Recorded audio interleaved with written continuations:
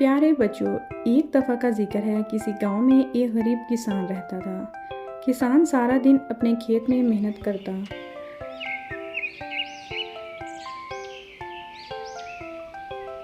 کسان کے پڑوس میں ایک سونار کا گھر تھا۔ سونار بہت لالچی تھا۔ ایک مرتبہ کسان نے اپنے کھیت میں کدو کی فصل اگائی۔ جب کسان کچھ کدو اپنے گھر لے کر آیا تو ان میں سے ایک کدو اتنا بڑا تھا کہ اس جیسا کدو پہلے کسی نے نہیں دیکھا تھا۔ کسان بہت خوش ہوا اور اس نے سوچا کہ کیوں نہ یہ غیر معمولی کدو بادشاہ سلامت کو پیش کر دوں۔ وہ اسے ایک گاڑی میں رکھ کر بادشاہ کے دربار میں لے گیا۔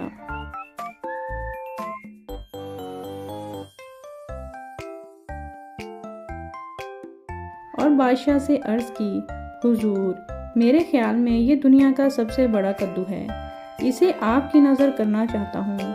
بادشاہ اس نایاب کدو کو دیکھ کر بہت خوش ہوا اور وزیر کو حکم دیا کہ اس کدو کے برابر جواہرات تول کر کسان کو دے دیے جائیں۔ کسان نے ہیرے جواہرات بیچ کر نیا مکان اور ساز و سامان خرید لیا۔ سونار کو جب کسان کے دولت مند ہونے کا پتہ چلا تو وہ کسان کے گھر گیا اور اس سے اس کے دولت مند ہونے کا راز پوچھا۔ تو کسان نے سارا قصہ سنا دیا۔ سونار حسد کی آگ میں جلنے لگا۔ آخر اسے ایک ترکیب سوجھی۔ اس نے سوچا کہ اگر میں اپنے بنائے ہوئے خاص زیور بادشاہ کی خدمت میں پیش کروں گا تو بادشاہ مجھے بہت دولت دے گا۔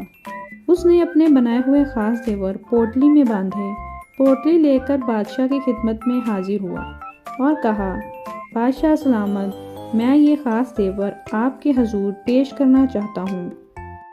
بادشاہ نے اس کا تحفہ قبول کرتے ہوئے سوچا کہ اس کے بدلے میں اسے کیا انعام دیا جائے۔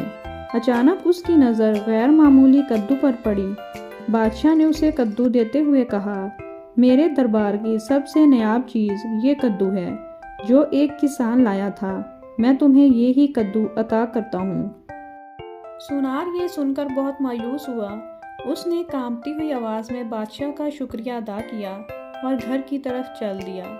اس کے ذہن میں یہ جملہ گونج رہا تھا کہ لالچ بری بلا ہے۔